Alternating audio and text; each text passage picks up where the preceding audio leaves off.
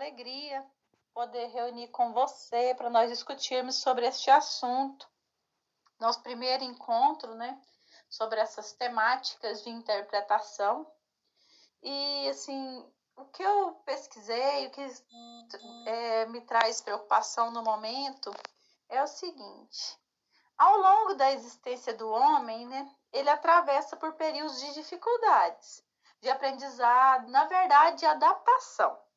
Momentos marcantes, dentre eles, que nós podemos assim destacar períodos de guerras, conflitos, seca, pragas, fome e desemprego. E até mesmo a própria censura, que também é algo que é preocupante. Um livro que eu gosto de discutir sobre ele é o Diário de Anne Frank, que ela é uma autobiografia, um livro conhecido por narrar momentos vivenciados pelo grupo de judeus confinados em um esconderijo. A Anne Frank, ela era uma judia, vítima de holocausto, e esse livro foi escrito em 1942, em meio à Segunda Guerra Mundial. Outro livro também que tem essa mesma temática, que também contribui muito, é A Menina que Roubava Livros, que fala sobre esse período de guerra. E nele, a personagem, ela se encontra 3 vezes com a morte, né, na Alemanha nazista. E esta obra, ela traz o relato de que morreram 50 milhões de pessoas. E nesse inteirinho, nessa discussão, eu me recordo de um poema seu, Anderson, sobre o hecatombe. Foi a primeira vez que eu ouvi, que eu li essa palavra, né? Hecatombe significa o massacre de um grande número de pessoas, né? Uma carnificina. Então, num texto seu, eu fui pesquisar e fiquei assim, encabulada com o que você quis dizer. Você pode falar sobre esse poema seu? E o que motivou você para escrever esse poema?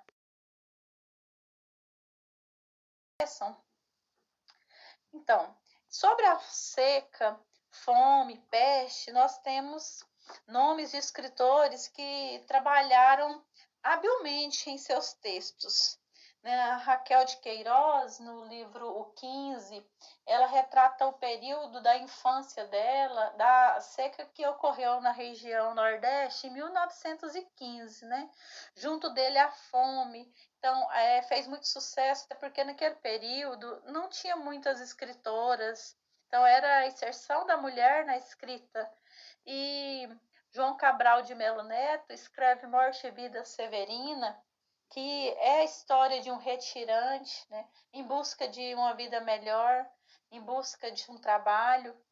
E eu deixei assim, separado um pedacinho do poema dele que é muito interessante, assim, o meu ponto de vista, né? Que é assim: somos muitos severinos, iguais em tudo na vida, na mesma cabeça grande, que a custo é que se equilibra, no mesmo ventre crescido, sobre as mesmas pernas finas, iguais também, porque o sangue que usamos tem pouca tinta.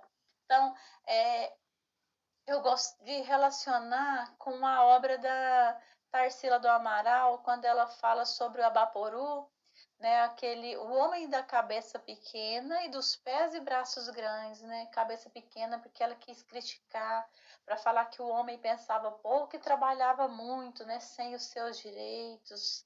E adentrando assim o campo da censura, tanto nas músicas como na escrita, nós tivemos representatividade, que foi Cartola, Dorival Caymmi, Noel Rosa, isso por volta de 1960, né, quando o Brasil já tinha construído muitas coisas no país, já tinha começado o rádio a fazer sucesso. E já na geração que realmente opinava sobre política, sociedade aqui no país, nós destacamos Caetano Veloso, Chico Buarque, Gilberto Gil, Rita Lee e Tom Zé.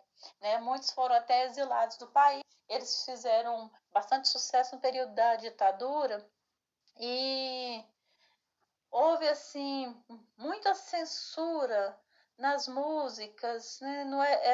Não podia falar tudo que pensava, então eles escreviam de forma indireta, né? Sempre com duplo sentido.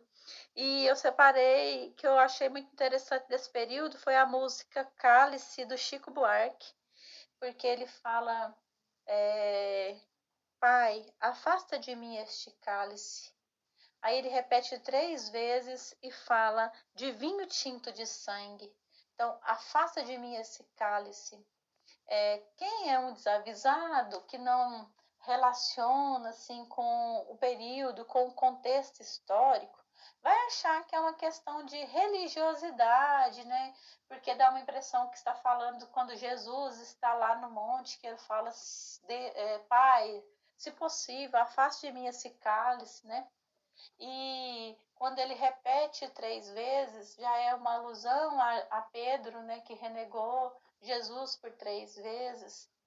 E o vinho tinto, né, que é a questão da Santa Ceia. Então, para quem não percebe, assim, que não faz essa análise, vai achar que tá tudo certo, é só uma música falando dos cristãos, né, daquilo que acredita de Jesus, mas na verdade é o cálice do cala-boca, né?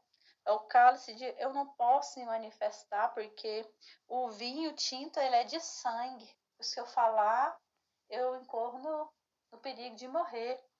E assim, eu quero deixar uma frase que durante a pesquisa, assim, sobre o debate, é a questão da ganância, que é assim, a ganância envenenou a mente do homem, né? Mesmo depois de tanta evolução tecnológica, de tantas maravilhas, né, que o homem criou, o mundo ainda atravessa um período de grande dissabor, assim, que não está sabendo lidar com as dificuldades que nós encontramos. Inclusive, nós estamos aí no período de quarentena, lutando uma guerra aí contra um vírus que vai abalar não só a saúde, como também a economia, mas ao mesmo tempo as pessoas estão, muitas estão em casa, muitos estão produzindo. Vamos ver o que as gerações futuras elas vão absorver, que elas vão compreender deste período, né? Lá na frente nós saberemos.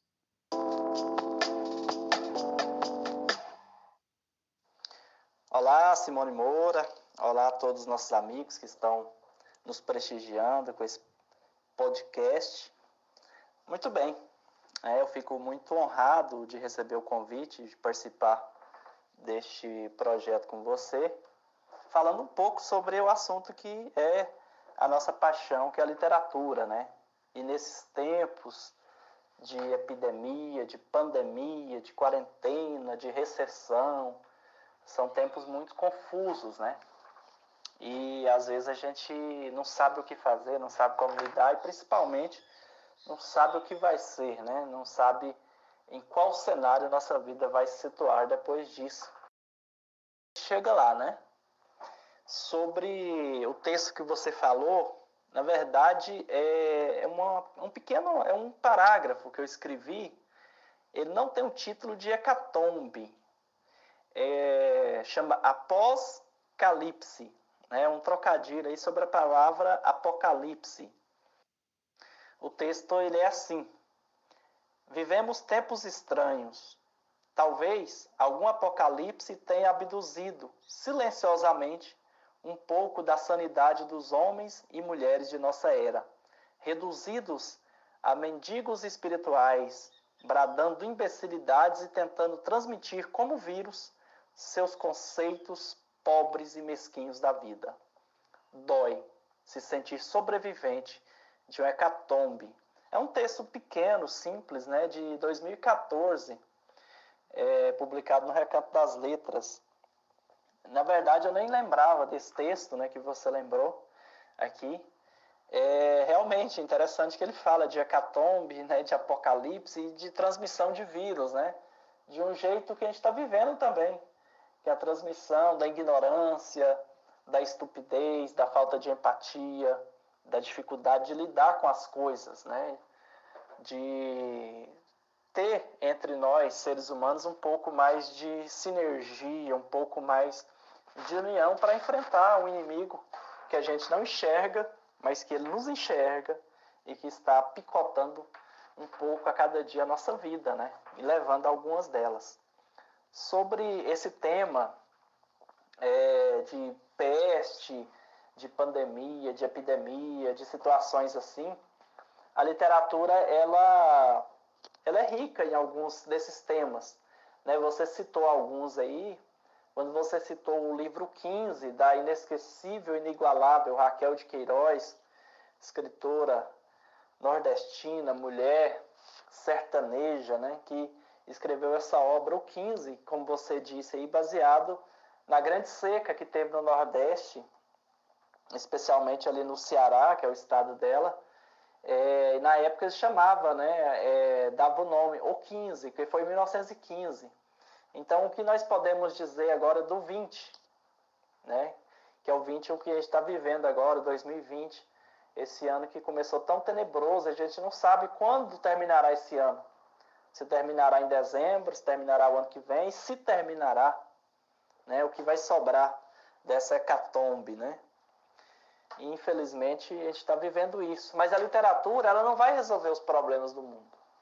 Só que ela vai fazer com que você se sinta melhor, você se sinta mais embalsamado, você se sinta presenteado, harmonizado com a compreensão de mundo. Alguns livros, alguns romances muito interessantes, eles narram situações parecidas como essas. Eu quero fazer alusão a alguns deles aqui, a 4 especificamente. O primeiro é o Ensaio sobre a Cegueira, do escritor José Saramago, vencedor do Prêmio Nobel. É um livro de 1995 que ele fala sobre uma epidemia bem comum. A doença deixa as pessoas cegas de repente, sem qualquer sintoma, sem qualquer tipo de aviso. Eles até chamam de uma cegueira branca. Aí a sociedade ela fica nesse vazio, né, nesse escuro. E o livro mostra também como o governo trata com autoritarismo seus cidadãos e como, depois de um pouco de tempo, toda a organização social entra em colapso, dando lugar a novas formas de lei, novos arranjos, uma nova realidade, né? Aí o ponto alto da história é uma mulher que não fica cega, mas mesmo assim ela vai para a quarentena e não avisa ninguém da sua condição. É uma obra que a gente recomenda, né? O Saramago narra em cores muito vivas essa história. Inclusive tem um filme também do Fernando Meirelles, o diretor brasileiro fez um filme, um ensaio sobre a cegueira. O livro Amor nos Tempos do Cólera, do escritor Gabriel Garcia Marques, também laureado com o Prêmio Nobel, escritor colombiano, tem um filme também. Esse livro ele é um clássico absoluto da literatura mundial. E ele fala de uma história de amor, do Florentino e da Firmina, que é um casal que se reencontrou após ela ficar viúva, depois de quase meio século, né? Então ele narra, por exemplo, a questão da epidemia de cólera que assolou aquela localidade ali da Colômbia no século XIX e devastou muitas vidas, né? E como esses personagens sobreviveram. E tem uma história de amor muito bela dentro dela. A Peste, outro livro do escritor franco-argelino Albert Camus. Inclusive, esse livro eu estou lendo no momento. Ele é um livro de 1947 e ele passa em Oran, que é a cidade lá da Argélia. Os trabalhadores locais começam a enfrentar uma peste bubônica, começa a ver ratos mortos pelas ruas e não começa a entender. Aí depois começa a morrer pessoas, né? E começa a dominar a vida daquela cidade. E como tudo muda, a natureza, o destino da condição humana, como que a maldade se instala nisso, como a solidariedade funciona e como as pessoas conseguem lidar com uma situação tão extrema como essa, né? Ainda estou na metade do livro. Outro livro também muito interessante que eu li é o livro Nêmesis, do escritor norte-americano Philip Roth, que é um dos grandes nomes da literatura, falecido, infelizmente, em 2019. Era considerado o maior escritor vivo norte-americano e talvez do mundo. É um livro recente, de 1910, que tem como pano de fundo a cidade natal, New York, que é a cidade natal do Philip Roth. Conta a história das consequências do surto de poliomielite que afetou a comunidade judaica lá de um bairro. E como começou a mudar a vida das crianças lá. Não tinha vacina na época, então a doença trazia paralisia, mutilação e, em alguns casos, até a morte. E o protagonista é Buck Cantor, que é um professor de educação física, que começou a se sentir culpado por não ter podido servir na Segunda Guerra Mundial e começa a ver os alunos sofrerem com esse surto. E ele fica na dúvida se é ele que passou a doença, né? Então, esses livros, eles falam muito sobre esses momentos que a gente está vivendo e traz reflexões muito profundas para a nossa época, né? Eu acho que é isso por enquanto, para não ficar muito extenso. Agradeço demais você, Simone, por você iniciar esse projeto. Eu acho que é um projeto interessante, bacana e que de repente ele pode até ser ampliado para outros formatos, né? Um abraço para você e para todos os nossos ouvintes aí. Eu espero que vocês tenham aproveitado. Yay!